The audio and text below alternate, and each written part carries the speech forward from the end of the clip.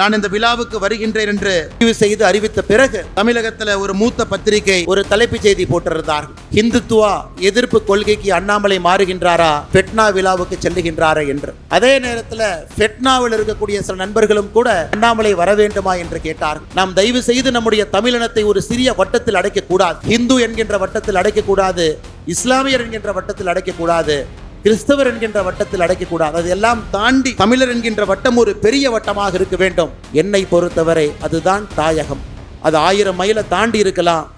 அது நம்முடைய தமிழ்நாடாக இருக்கலாம், இலங்கையாக இருக்கலாம், மலேசியாவாக இருக்கலாம், சவுத் ஆப்பிரிக்காவாக இருக்கலாம், கனடாவாக இருக்கலாம், ஐரோப்பிய நாடுகள் யூகேவாக இருக்கலாம். அறமும் தமிழ் மொழி பேசக்கூடிய மக்கள் எங்கு வாழுகின்றார்களோ அது வீடாக இருந்தாலும் அது தாயகம், தெருவாக இருந்தாலும் அது தாயகம், பெரிய ஒரு எல்லையாக இருந்தாலும் அது தாயகம்.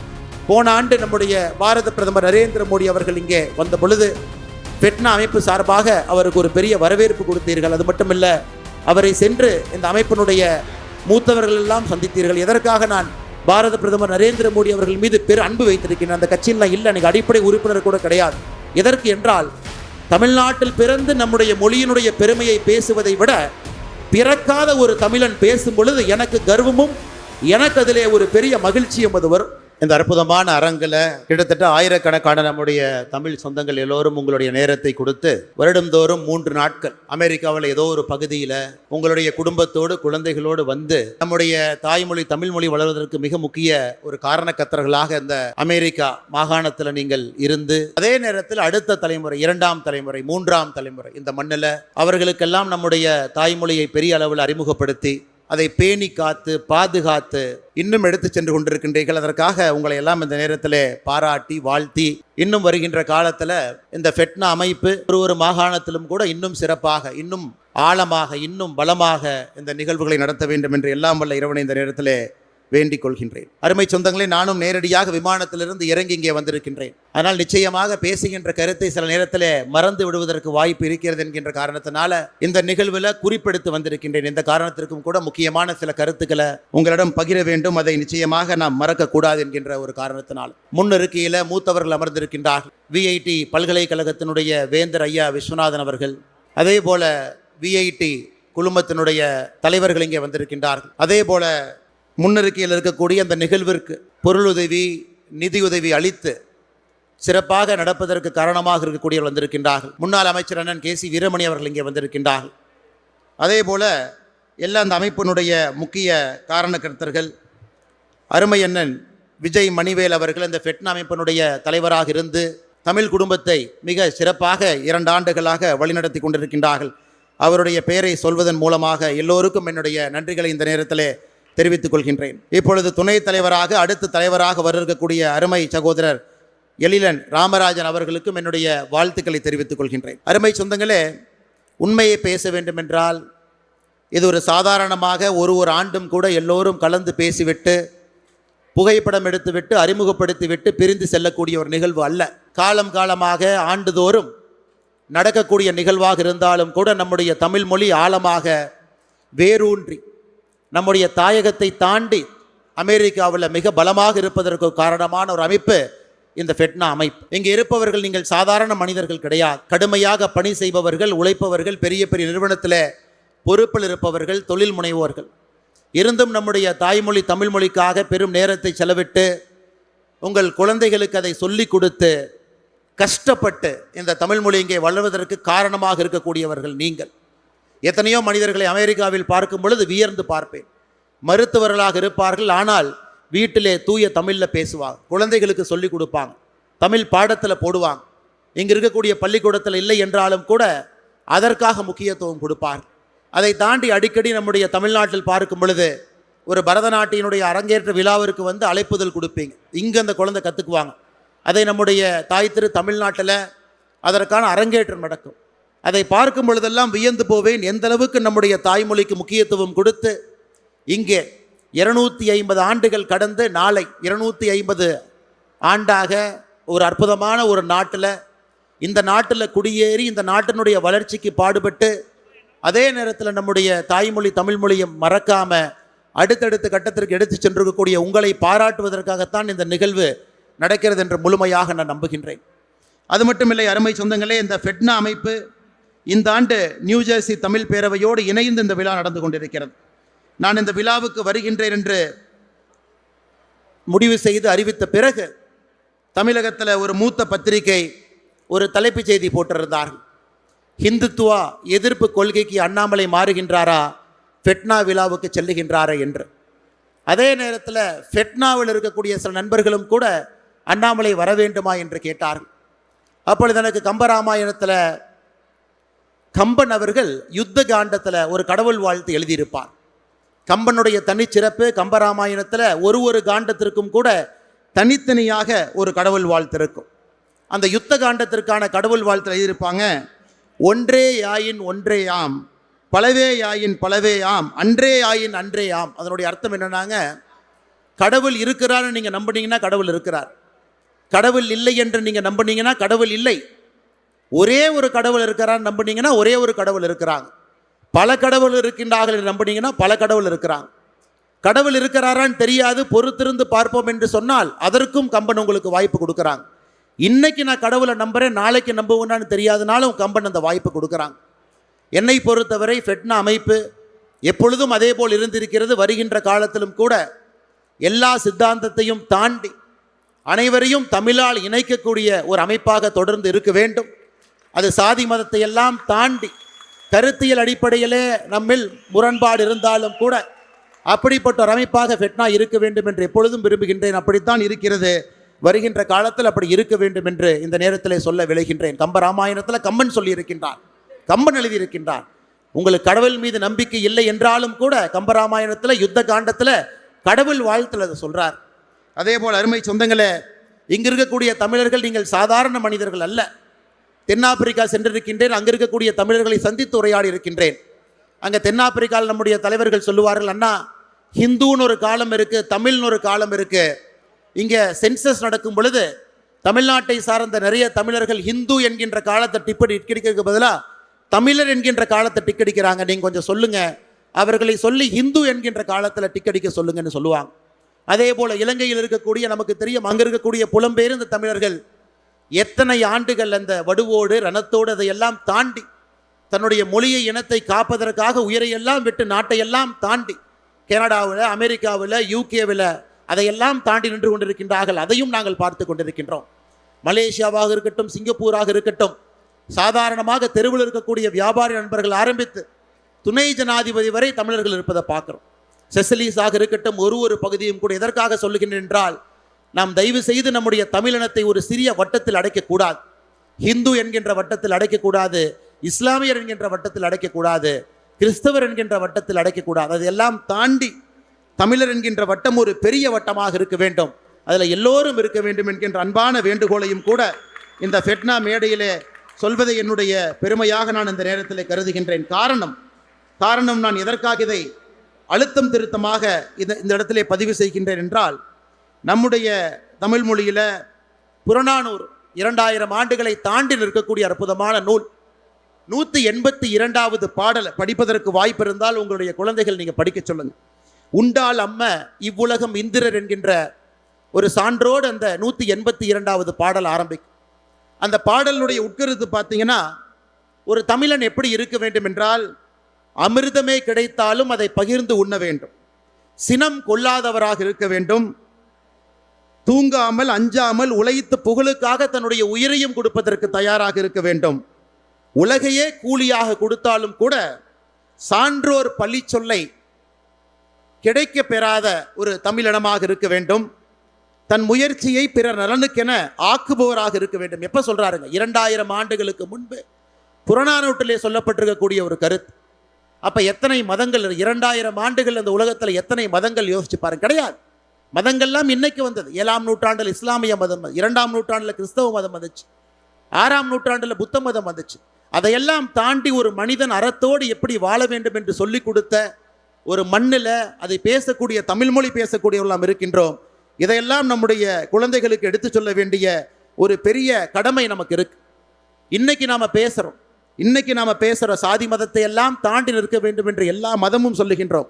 இதே புறநானூரில் இன்னும் கொஞ்சம் பின்னாடி போய் பார்த்தீங்கன்னா, இதே புறநானூரில் ஆரியப்படை கடந்த நெடுஞ்செழியன் மிக அற்புதமாக ஒரு மன்னன் சொல்லுகின்றான், மூத்தோன் வருக எண்ணாது அவருள் அறிவுடையோன் ஆறு அரசும் செல்லும் வேற்றுமை தெரிந்த நற்பாலுள்ளும் கீழ்ப்பால் ஒருவன் கற்பின் வேர்பால் ஒருவனும் அவன் கண் படுமே. எப்படி சொல்றாரு பாரு. அதாவது ஒரு குடும்பத்தில் எத்தனை பேர் இருந்தாலும் கூட அரசன் மூத்தவன் வருக என்று சொல்ல போவதில்லை, படித்தவன் வாருங்கள் என்று சொல்ல போகின்றார். கல்விக்கான முக்கியத்துவத்தை 2000 ஆண்டுகளுக்கு முன்பு நம்முடைய புறநானூரில் நாம் பேசுகின்றோம் அருமை சொந்தங்களே. அது மட்டும் இல்லை, இந்த பாடலில் இன்னும் ஒருபடி போனாங்க. சமுதாயம் வேண்டுமானால் ஒருவன் மேலே ஒருவன் கீழே என்று சொல்லலாம், சமுதாயம் வேண்டுமானால் ஒருவனை மேல் சாதி கீழ் சாதி என்று சொல்லலாம். ஆனால் அறிவும் கண்ணியமும் ஒழுக்கமும் இருக்கக்கூடிய ஒரு மனிதனை மன்னவனே முன் வந்து என்னோடு படைக்கு என்னோடு வாருங்கள் என்று சொல்லக்கூடிய தகுதி என்னன்னா அந்த கல்விக்கு மட்டும்தான் இருக்கிறது என்று. இதையெல்லாம் மதங்கள் வருவதற்கு முன்பு இந்த ஹோலி புக்குன்னு நம்ம சொல்கிறோம். இன்றைக்கி நம்ம கீதையை சொல்கிறோம், நம்முடைய குரானை சொல்கிறோம், பைபிளை சொல்கிறோம். அதற்கு முன்பாக ஒரு மனிதகுலம் அறத்தோடு எப்படி வாழ வேண்டும் என்று சொன்ன அற்புதமான ஒரு நிலத்திலிருந்து நாம் வந்திருக்கின்றோம் அருமை சொந்தங்களே. அதனால் ஃபெட்னா அமைப்பு வருகின்ற காலத்தில் இன்னும் சீரும் சிறப்புமாக எல்லோரையும் ஒருங்கிணைக்கக்கூடிய ஒரு பாலமாக இருக்க வேண்டும் என்று சொல்லி, அதே போல உலகத் தமிழர்களுக்கெல்லாம் குரல் கொடுக்கக்கூடிய அமைப்பாக நம்முடைய ஃபெட்னா அமைப்பு இருக்க வேண்டும் என்பது என்னுடைய ஆழமான ஒரு கருத்து. எதற்காக இந்த கருத்தை பதிவு செய்கின்றேன் என்றால், இதற்கு முன்பு மேடையில் புலம்பெயர்ந்த நம்முடைய இலங்கையிலிருந்து வந்திருக்கக்கூடிய தமிழ் சொந்தங்கள் மேலே இருந்தார். அகதிகள் என்று தமிழகத்திலே சொல்லுகின்றோம், அந்த வார்த்தை தவறான வார்த்தை என்று தொடர்ந்து நான் சொல்லுவேன். ஆனால் இன்னைக்கு 15ஆம் ஆகஸ்ட் நாம் நம்முடைய சுதந்திர தினத்தை நாம் கொண்டாடுறோம். அதே போல் பிப்ரவரி 4ஆம் தேதி இலங்கை தன்னுடைய சுதந்திர தினத்தை கொண்டாடுகிறது. இந்த நேரத்தில் கிட்டத்தட்ட வட அமெரிக்காவில் மட்டுமே 4 லட்சம் இலங்கை தமிழர்கள் 4 லட்சம் பேர் இருக்கிறாங்க. அவர்களுக்கு சுதந்திர தினம் இல்லாமல் இருக்கிறாங்க. தமிழகத்தில் மட்டுமே 90,000 பேர் புலம்பெயர்ந்தவர்கள் இருக்கின்றார். நம்முடைய காலத்தில் அவர்களுக்கான ஒரு நியாயத்தை கொடுக்க வேண்டிய கட்டாயமும் கடமையும் நமக்கு இருக்கு. இதற்கு முன்பு நான் சார்ந்திருக்கக்கூடிய அரசியல் இயக்கத்தில் எத்தனையோ விஷயங்களை செய்ய வேண்டும் என்று துறந்தவர்களுக்காக போராடினோம். அந்த போராட்டத்தை தொடர்வோம். அதையும் கூட இந்த ஃபெட்னா மேடையிலே சொல்வது என்னுடைய கடமையாக இந்த நேரத்தில் நான் கருதுகின்ற அருமை சொந்தங்களே. அது இன்னும் வேகமாக இன்னும் உக்கரமாக வருகின்ற காலத்தில் ஃபெட்னா அமைப்பு ஒரு தனிப்பெரும் இயக்கமாக அதை எடுக்க வேண்டும் என்றும் கூட இந்த நேரத்தில் இந்த மேடையில் இருந்து உங்களுக்கு சொல்வது என்னுடைய கடமையாக நான் கருதுகின்றேன்.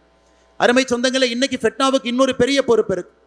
இங்கு இருக்கக்கூடிய இத்தனை ஆயிரம் மக்கள் இருந்தாலும் கூட தமிழகத்திற்கும் உங்களுக்கும் ஒரு பெரிய இணைப்பு பாலமாக நம்முடைய தாய்மொழி தமிழ்மொழி இருந்து கொண்டிருக்கிறது. எத்தனையோ இடத்துல அமெரிக்காவில் இருக்கக்கூடிய தமிழ் சொந்தங்கள் எத்தனையோ நல்ல விஷயங்களை நீங்கள் செய்து கொண்டிருக்கின்றீர்கள். தமிழ்நாடு ஃபவுண்டேஷன் அமைப்பு இருக்கிறது, ஃபெட்னா இருந்தும் கூட என்னுடைய 2 கருத்துக்களை இங்கே பதிவு செய்ய விரும்புகின்றேன். தமிழகத்தில் இருக்கக்கூடிய பள்ளிகளை தத்தெடுங்க, அவர்களுக்கு ஆங்கிலம் சொல்லிக் கொடுக்க முயற்சி எடுங்க, அவர்களுக்கு நல்ல வேலை வாய்ப்பை உருவாக்கி கொடுப்பதற்காக இங்கே எத்தனையோ இன்வெஸ்டர்ஸ் இருக்கிறீங்க, அதற்கான ஒரு தனி ஃபண்டை ஆரம்பிங்க. அதே போல் தமிழகத்தில் அரசு பள்ளியில் படிக்கக்கூடிய மாணவர்கள் எப்படி இதற்கு முன்பு அமைச்சராக பாராளுமன்ற உறுப்பினராக இருந்து ஒரு தனிப்பெரும் பல்கலைக்கழகத்தை ஐயா விஸ்வநாதன் அவர்கள் நடத்தி கொண்டிருக்கின்றார், ஐயா செல்வம் அவர்கள் நடத்தி கொண்டிருக்கின்றார்கள். ஆனால் எத்தனையோ அரசு பள்ளியில் படிக்கக்கூடிய மாணவர்களை குளோபல் யூனிவர்சிட்டி, ஹார்வர்டு, ஸ்டான்ஃபோர்ட் இது போன்ற பள்ளிக்கூடத்திற்கு வருவதற்கு அவர்களுக்கு அந்த வாய்ப்பை இங்கிருந்து ஏற்படுத்தி கொடுங்க. ஒரு எஸ்ஏ எப்படி எழுதுறது, ஸ்டேட்மெண்ட் ஆஃப் பர்பஸ் எப்படி எழுதுறது, எப்படி அப்ளை பண்ணுறது, அதற்கு தனியாக நீங்கள் முயற்சி எடுக்க வேண்டும். அதே போல் எத்தனையோ விவசாய பெருமக்கள் இருக்கின்றார்கள், மார்க்கெட் அக்சஸ் எப்படி சந்தைப்படுத்துதல் என்று தெரியாமல் இருக்கின்றார்கள், அதற்கு உங்களுடைய பங்களிப்பு அதிகமாக இருக்க வேண்டும் என்கின்ற அன்பான வேண்டுகோளை வைக்கின்றேன். முதல் தலைமுறை பட்டதாரிகள் இருக்கிறாங்க, அவர்கள் அமெரிக்காவில் வேலை வாய்ப்புக்கு வர வேண்டும் என்று நினைக்கின்றார்கள், அவர்களுக்கும் நீங்கள் அந்த வாய்ப்பை உருவாக்கி கொடுக்க வேண்டும் என்று இந்த நேரத்தில் அன்போடு நான் கேட்டுக்கொள்கின்றேன். ஃபெட்னா அமைப்பு எத்தனையோ நல்ல காரியங்கள் நீங்கள் செய்தாலும் கூட தமிழ்நாடு உங்களிடம் இன்னும் அதிகமாக எதிர்பார்க்கிறது. காரணம், நீங்கள் அந்த காலத்தில் எப்படி இன்னைக்கு இந்த ஆண்டு நீங்கள் கடாரம் கொண்டான் 1000வது ஆண்டை கொண்டாடுறீங்க, எப்படி ராஜேந்திர சோழன் 1000 ஆண்டுகளுக்கு முன்பு கடலை எல்லாம் தாண்டி எங்கு வேண்டுமானாலும் தன்னுடைய கப்பற்படை எடுத்து செல்ல முடியும், எங்கு வேண்டுமானாலும் தமிழர்கள் ஆதிக்க செலுத்த முடியும் என்று 1000 ஆண்டுகளுக்கு முன்பு காட்டியதை இந்த ஆண்டு 39வது ஆண்டில் அதை ஒரு மிக முக்கிய ஒரு அங்கமாக நீங்கள் பேசுகின்றீர்கள். நீங்கள்லாம் கடல் தாண்டி வந்தவர்கள், எதற்கும் பயப்படாதவர்கள், ஒரு புதிய வாழ்க்கையை தேடி ஒரு அற்புதமான நாட்டிற்கு வந்து ஒரு புதிய வாழ்க்கையை படைத்திருப்பவர்கள், எதற்கும் அஞ்சாதவர்கள். மகாகவி சொன்னது போல எங்கே அறிவு இருந்தாலும் கூட இதை தேடி செல்ல வேண்டும் என்று வந்தவர்கள். உங்களுக்கு ஒரு பெரிய பொறுப்பு இருக்கு. உங்களுக்கு பின்னால் வரக்கூடிய சமுதாயத்திற்கு அந்த வாய்ப்பை நீங்கள் அன்போடு ஏற்படுத்தி கொடுக்க வேண்டும். இந்தியாவில் எத்தனையோ வசதி வாய்ப்புகள் இருந்தாலும் கூட சில நாடுகளில் இன்னும் வாய்ப்புகள் அதிகமாக இருக்கும் பொழுது அங்கே வர வேண்டும். இந்த நாட்டில் இருப்பவர்கள் திரும்ப நம்முடைய தாய் தமிழ் நாட்டிற்கு, நம்முடைய பாரத நாட்டிற்கு வர வேண்டும் என்று சரியான நேரத்தில் நீங்கள் நினைச்சா நீங்களும் திரும்ப வந்து நம்முடைய நாட்டினுடைய வளர்ச்சிக்கு நீங்கள் ஒரு தூண்களாக இருக்க வேண்டும். அந்த பெரிய பொறுப்பு 1000 ஆண்டுகளுக்கு முன்பு ராஜேந்திர சோழன் சென்றது போல நீங்களும் சில ஆண்டுகளுக்கு முன்பு வந்திருக்கின்றீர்கள். திரும்பி வருவதற்கு சாத்தியக்கூறு இருந்தால் நீங்கள் திரும்ப வர வேண்டும், அல்லது வர வேண்டும் என்று அடுத்த தலைமுறை நினைத்தால் அவர்களோடு நீங்கள் இருக்க வேண்டும் என்று சொல்லி எத்தனையோ 2ஆம் தலைமுறை குழந்தைகள் இங்கே பிறந்திருக்கின்றார்கள். நீங்கள் இன்று வெற்றியாளர்களாக இருக்கின்றீர்கள், வாழ்க்கையிலே சாதித்திருக்கின்றீர்கள். உள்ளூரில், கிராமத்தில், நகரத்தில், அமெரிக்காவில் சென்று சாதித்து விட்டான் என்கின்ற பெரிய பெயரை பெற்றிருக்கின்றீர்கள். ஆனால் 2ஆம் தலைமுறை குழந்தைகள் நம்முடைய தாய்மொழி தமிழ் மொழி என்பது ஏதோ பண்டிகைக்காக பேசப்படுகின்ற ஒரு மொழியாக மாறிவிடக்கூடாது. ஒரு தின்பண்டமோ, ஒரு சினிமா கதையோ, அல்லது இது போன்ற ஒரு நிகழ்விற்கு பட்டாடை உடுத்தி கொண்டு வருவதோ, அல்லது ஒரு வேட்டியை கட்டுவதாக மாறிவிடாமல் 2ஆம் தலைமுறை குழந்தைகளும் கூட ஆழமாக நம்முடைய தமிழ்மொழி, நம்முடைய தாய்மொழியை, நம்முடைய கலாச்சாரத்தை இன்னும் ஆழமாக அந்த குழந்தைகள் எடுத்துச் செல்வதற்கும் ஃபெட்னா அமைப்பு ஒரு பெரிய பாலமாக இருக்க வேண்டும் என்று சொல்லி, குறிப்பாக 2ஆம் தலைமுறை குழந்தைகள் இங்கே இருப்பவர்கள் நீங்கள் புரிந்து கொள்ள வேண்டும். 3ஆம் தலைமுறை நீங்கள் சாதாரண ஒரு குடிகள் கிடையாது, மூத்த குடி. எனக்கு முன்பு பேசிய ஐயா சொன்னாங்க, ஒரு மூத்த குடி. யாராவது நம்முடைய தமிழினத்தை பற்றி சொல்ல வேண்டும் என்று சொன்னால் நீங்கள் சொல்வீர்கள், நம்முடைய மொழி மூத்த மொழி மட்டுமல்ல, உலகத்தினுடைய எல்லா பகுதிக்கு சென்றிருக்கின்றோம், எங்கேயும் கூட யாரையும் துன்புறுத்தாமல் நம்முடைய அரசர்கள் இந்த இடத்தை வென்றெடுத்திருக்கின்றார்கள். உலகத்தினுடைய பல இடத்திற்கு தமிழர்கள் வந்தாலும் கூட இன்னைக்கு அமெரிக்காவில் கூட அதிக பெர் கேபிட்டா இன்கம்ல இருக்கக்கூடிய சமுதாயத்தில் அதில் 2வது இந்தியர்கள் இருந்தாலும் அதிலும் முதல்ல நம்முடைய தமிழர்கள் இருக்கின்றார்கள். எங்கே சென்றாலும் கூட அறத்தின்படி வாழ்பவர்கள், அறம் தன்னுடைய வாழ்க்கையாக வைத்திருப்பவர்கள், யாரையும் எங்கேயும் ஏமாற்றி பிழைக்க வேண்டும் என்று நினைக்காத ஒரு இனம் நம்முடைய தமிழினம். அதனால தான் மேடையில் அந்த வார்த்தையை பார்த்தேன், தாயகம் கடந்து தமிழ் மொழி வளர்ப்போம் என்று ஒரு வார்த்தையை போட்டிருக்கின்றீர்கள். என்னை பொறுத்தவரை அறமும் தமிழ் மக்களும் எங்கே இருக்கின்றார்களோ என்னை பொறுத்தவரை அதுதான் தாயகம். அது 1000 மைலை தாண்டி இருக்கலாம், அது நம்முடைய தமிழ்நாடாக இருக்கலாம், இலங்கையாக இருக்கலாம், மலேசியாவாக இருக்கலாம், சவுத் ஆப்பிரிக்காவாக இருக்கலாம், கனடாவாக இருக்கலாம், ஐரோப்பிய நாடுகள் யூகேவாக இருக்கலாம். அறமும் தமிழ் மொழி பேசக்கூடிய மக்கள் எங்கு வாழுகின்றார்களோ அது வீடாக இருந்தாலும் அது தாயகம், தெருவாக இருந்தாலும் அது தாயகம், பெரிய ஒரு எல்லையாக இருந்தாலும் அது தாயகம். அதனால் எங்கே இருந்தாலும் கூட ஒரு பெரிய உயர் பொறுப்பு உங்களுக்கு இருக்கிறது. அதையும் நீங்கள் புரிந்து கொண்டு நம்முடைய தமிழ் இனத்தை, நம்முடைய தமிழ் கலாச்சாரத்தை, மொழியை இன்னும் உயர்த்தி பிடித்து பேணி காத்து மிக சிறப்பாக, மிக செம்மையாக நீங்கள் நடந்து வாழ்ந்து வர வேண்டும் என்று சொல்லி, உங்கள் தமிழ்நாடோடு இருக்கக்கூடிய உறவுகளை இன்னும் ஆழமாக பதிவு செய்யுங்க. ஒரு ஆண்டும் ஃபெட்னா அமைப்பு வர்றாங்க, தமிழ் ஆந்திரப்பனர் நிகழ்ச்சி நடத்துகிறாங்க.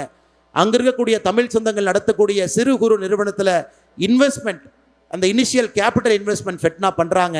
வருகின்ற காலத்தில் இன்னும் சிறப்பாக, இன்னும் வேகமாக நீங்கள் செய்ய வேண்டும் என்று சொல்லி, இந்த ஆண்டு குறிப்பாக ஃபெட்னாவுக்கு வர வேண்டும் என்கின்ற பெரிய ஆசையிலே ஓடி வந்திருக்கின்றேன். காரணம், போன ஆண்டு நம்முடைய பாரத பிரதமர் நரேந்திர மோடி அவர்கள் இங்கே வந்த பொழுது ஃபெட்னா அமைப்பு சார்பாக அவருக்கு ஒரு பெரிய வரவேற்பு கொடுத்தீர்கள். அது மட்டும் இல்லை, அவரை சென்று இந்த அமைப்பினுடைய மூத்தவர்கள் எல்லாம் சந்தித்தீர்கள். எதற்காக நான் பாரத பிரதமர் நரேந்திர மோடி அவர்கள் மீது பெரு அன்பு வைத்திருக்கிறேன், அந்த கட்சியெல்லாம் இல்லை, அன்றைக்கி அடிப்படை உறுப்பினர் கூட கிடையாது.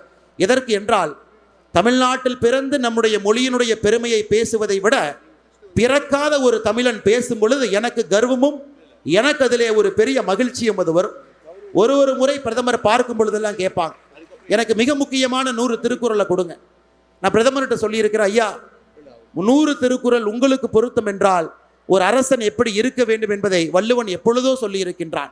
அது இன்னைக்கு ஹார்வர்டு பிஸ்னஸ் ஸ்கூலில் எத்திக்ஸ் பேப்பர் ஏதோ கொடுக்குறாங்க. ஆனால் வள்ளுவனை பொறுத்தவரை அரசன் எப்படி இருக்க வேண்டும், அறம் எப்படி இருக்க வேண்டும் என்று, அஞ்சாமை, ஈகை, அறிவூக்கம் இந்நான்கும் எஞ்சாமை வேந்தர் கரிது என்று சொல்லியிருக்கின்றான். இதையெல்லாம் அரசர்கள் பின்பற்ற வேண்டும். அவ்வளவு ஆழமாக அதை நம்முடைய பாரத பிரதமர் நரேந்திர மோடி அவர்கள் பல இடத்தில் அதை கேட்டிருக்கின்றார்.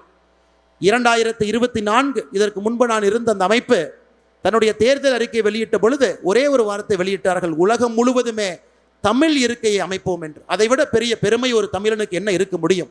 ஒரு மத்திய அரசு யார் அங்கே இருந்தாலும், எந்த கட்சி இருந்தாலும், யார் இருந்தாலும், உலகம் முழுவதும் ஊஸ்டன் பல்கலைக்கழகத்தில், சிங்கப்பூரில், மலேசியாவில், அனைத்து இடத்திலும் கூட ஒரு தமிழ் இருக்கையை ஆரம்பித்து வருகின்ற காலத்தில் இந்த மூத்த மொழி உலகம் முழுவதும் செல்லணும். குறிப்பாக நம்முடைய புத்தகங்கள் 100க்கும் மேற்பட்ட புத்தகங்கள் இன்னைக்கு அது மாற்று மொழிகளிலே மொழிபெயர்க்கப்பட்டு உலகம் முழுவதும் சென்று கொண்டிருக்கிறது. வருகின்ற காலத்தில் அது 1000 புத்தகங்களாக அது மாறணும். அதனால் கட்சியை தாண்டி, சித்தாந்தத்தை தாண்டி ஃபெட்னா நிற்க வேண்டும் என்கின்ற அறைகூவல் இந்த நேரத்தில் விடுக்கிறது. எந்த கட்சியாக இருந்தாலும் தமிழுக்கு ஆதரவாக யார் நிற்கின்றார்களோ ஃபெட்னா நிற்க வேண்டும். எந்த தலைவர்களாக இருந்தாலும் தமிழுக்கு ஆதரவாக யார் நிற்கின்றார்களோ ஃபெட்னா நிற்க வேண்டும். எந்த மனிதன் யாராக இருந்தாலும் தமிழுக்கு ஆதரவாக யார் நிற்கின்றார்களோ இந்த ஃபெட்னா, இந்த அமைப்பு நிற்க வேண்டும் என்று சொல்லி வாய்ப்பு கொடுத்த நல்ல உள்ளங்களுக்கு, குறிப்பாக இந்த 2 ஆண்டுகளாக அற்புதமாக பணி செய்துவிட்டு ஒரு ரன்னிங் ரேஸில் பேட்டனை கொடுப்பது போல அடுத்து வரக்கூடிய 2 ஆண்டுகளுக்காக இந்த ஃபெட்னா டீம் அவர்கள் இன்னும் சிறப்பாக, இன்னும் உயரத்திற்கு இந்த ஃபெட்னாவை எடுத்து செல்ல வேண்டும் என்று சொல்லி இந்த அற்புதமான நிகழ்வுக்கு வந்திருக்கக்கூடிய எல்லா தமிழ் சொந்தங்களுக்கு மறுபடியும் என்னுடைய நன்றி கலந்த வணக்கங்களை தெரிவித்து என்னுடைய உரையை முடித்துக் கொள்கின்றேன். எங்கிருந்தாலும் தமிழ் வளரட்டும், எங்கிருந்தாலும் தமிழர்கள் நல்லவர்களாக வாழட்டும். அதனால்தான் பாவேந்தர் பாரதிதாசன் அவர்கள் ஒரு வார்த்தையை பயன்படுத்தினாங்க, வாழ்க நிரந்தரம் வளர்க தமிழ் மொழினாங்க. வாழ்க நிரந்தரம், தமிழ் மொழியை பொறுத்தவரை அது நிரந்தரம். அதனால் வாழ்க நிரந்தரம், வாழ்க தமிழ் மொழி. எங்கிருந்தாலும் நம்முடைய தமிழ் சொந்தங்கள் சந்தோஷமாக, மிகவும் சீரும் சிறப்பமாக இருக்க வேண்டும் என்ற எல்லா வல்ல இறைவனை வேண்டி என்னுடைய உரையை முடித்துக் கொள்கின்றேன். நன்றி, வணக்கம்.